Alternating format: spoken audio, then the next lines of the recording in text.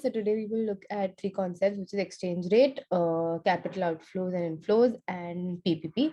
So with very basics, closed and open economy. A closed economy is which doesn't interact with the rest of the world. An open economy, like most countries, trade freely and interact freely with the other countries of the world.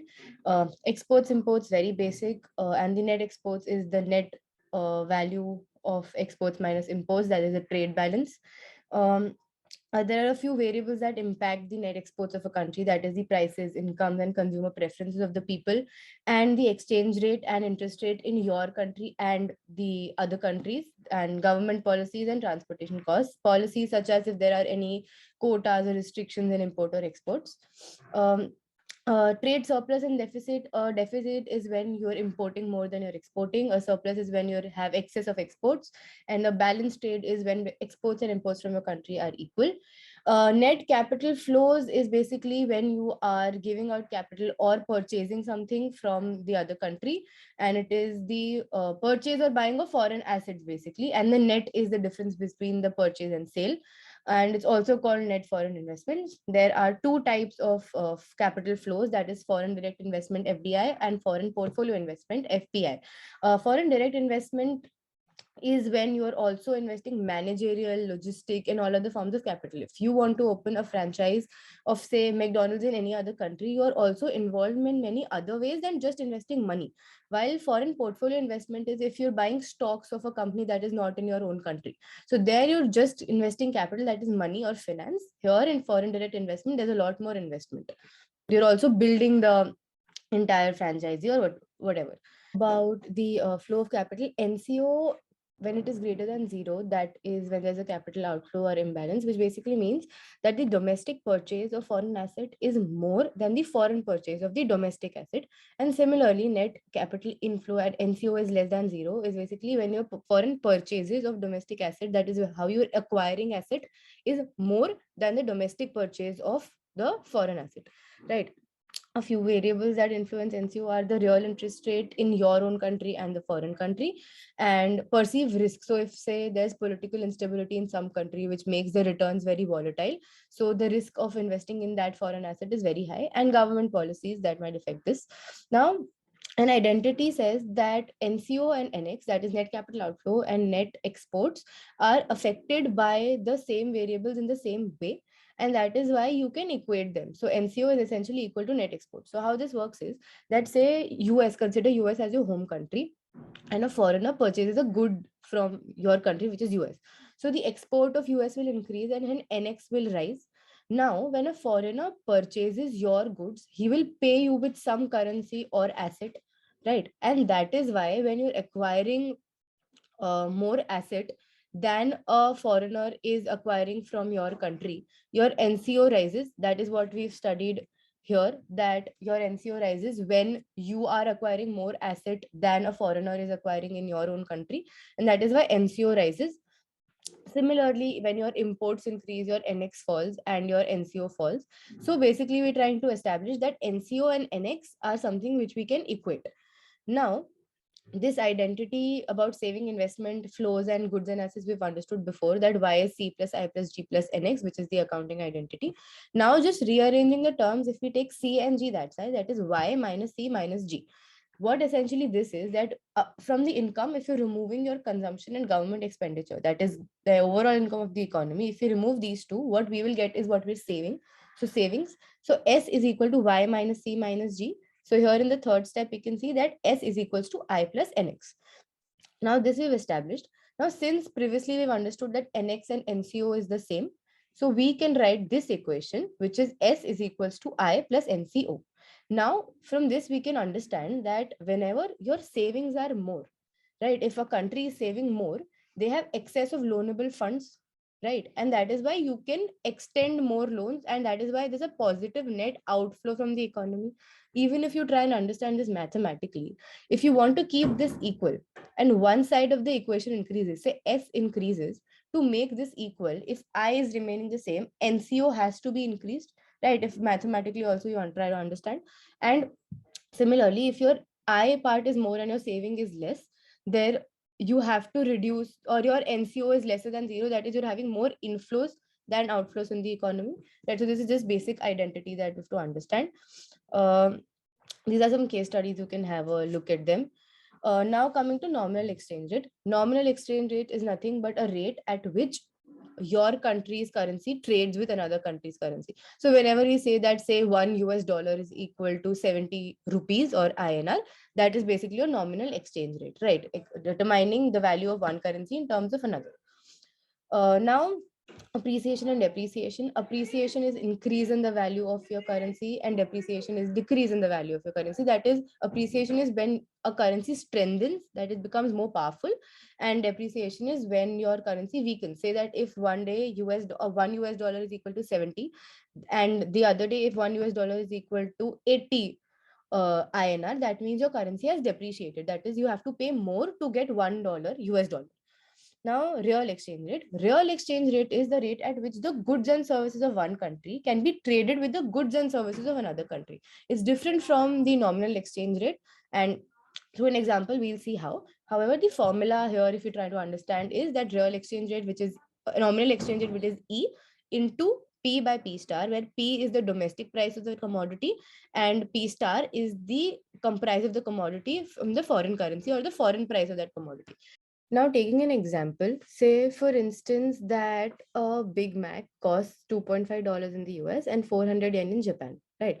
Now, E, which is the nominal exchange rate, is 120 yen per dollar. That is, when for $1, you can purchase 120 yen. Now, if we want to find out the value of a US Big Mac in terms of yen, we multiply it by the nominal exchange rate, that is 120 into 2.5. It's basic unitary, that if 2.5, if $1 is 120, then how much is 2.5? So then it is 300 yen per US Mac. Now we've gotten the value of a US Mac and a Japan Big Mac in terms of yen. So now if we try to find the real exchange rate, which is the comparison of goods and services in the same currency, right? So the formula is E into P by P star, where P is basically 300 yen upon P star, which is basically 400 yen. 300 is of US Mac and 400 is of the Japanese Mac. So we get 0.75 Japanese Big Macs per US Big Mac. So what the interpretation is basically that to buy a Big Mac in the US, if I'm a Japanese, I must sacrifice the amount that could have gotten me to purchase 0.75 Big Macs in Japan. That is, if I go to the US and I want to buy one Big Mac, this is the sacrifice that I'm making. So that is essentially, you're not comparing that how much are you giving up for $1, but you're saying that if you have to buy the same product in another country, how does that comparison happen? And that is the real exchange rate. Now, here sir has given two questions. I would say that please pause the video and have a look. I think they're a good way to understand if you understand the topic. So now coming to the law of one price. So law of one price is a theoretical concept which says that if there are no trade frictions, no trade restrictions, the goods that sell in two markets would eventually converge to a similar or same price. And there is no scope for arbitrage in both the economies. So what does this essentially mean? Say there are two places that we're considering, Seattle and Boston. So if coffee sells for £4 $4 per pound in Seattle and $5 per pound in Boston. So here, and we consider that there are no other costs associated like transport, etc. So here you can easily buy the commodity from one place where it's cheaper and sell it to a commodity where it's more expensive and gain profit. And this is essentially arbitrage, right? So here, according to the law of one price, when this will function, what will happen is that since you're demanding more and more coffee from Seattle where it's cheaper and you're selling more of it in Boston, eventually the prices in Seattle will drive up because of more demand, and in Boston it will drive down because of more supply, and it will become equal. And that is the law of one price, that there will be no scope for arbitrage, and in absence of any other costs and trade frictions, there will be one price of the good across the places, right? And on the similar lines, we have purchasing power parity. So what purchasing power parity is, that it's like a metric of comparison of purchasing power between two countries. It's essentially like a price ratio. Whatever here is in red is something that I've added to the deck. It's not in Sir's deck. So if we take an example, say your shirt costs $10 in the US and the same shirt causes costs 8 euros in Germany. Now, to compare it, you need to convert it into one similar currency, So say according to the nominal exchange rate, it comes down that the in dollar terms in Germany it will cost $15. So if you take out PPP, that is the price ratio, that is 15 by 10, that is $15 in Germany and $10 of the shirt in USA, you get 1.5. So the interpretation is that if I want to buy for every $1 that I spend in the US, it will take me 1.5 to obtain the same in Germany. So I can say that the purchasing power of a US dollar is more, because it will only I'm only spending $1 to obtain that same shirt, while I have to spend more to obtain that same shirt in another country. That is the purchasing power parity.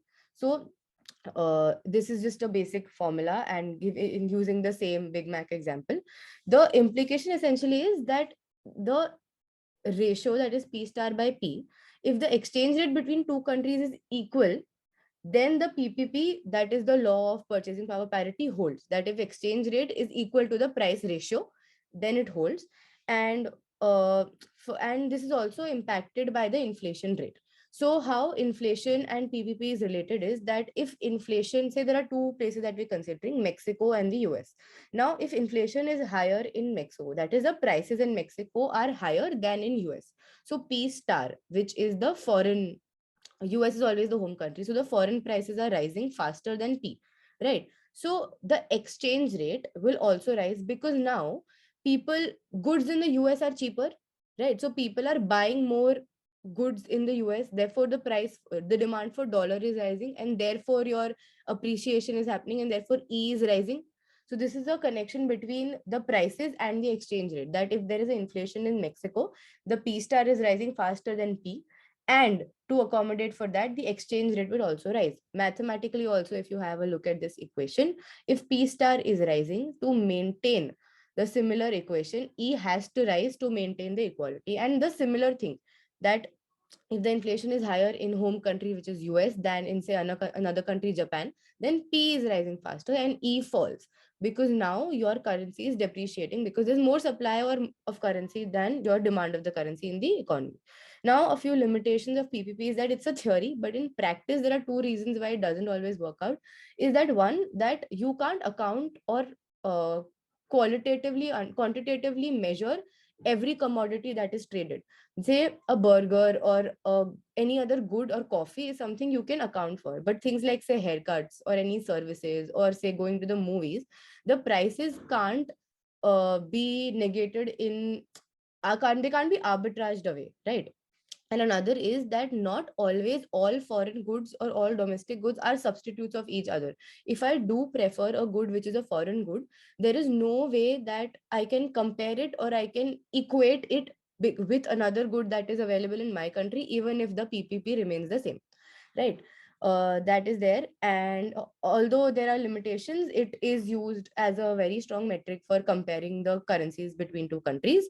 And this is also another question that sir has given, and the answer is here. I would suggest that you go through it, because it's a good understanding this thing. So pause the video and have a look. It's very basic, nothing very complicated. And so yeah, that's that. Thank you.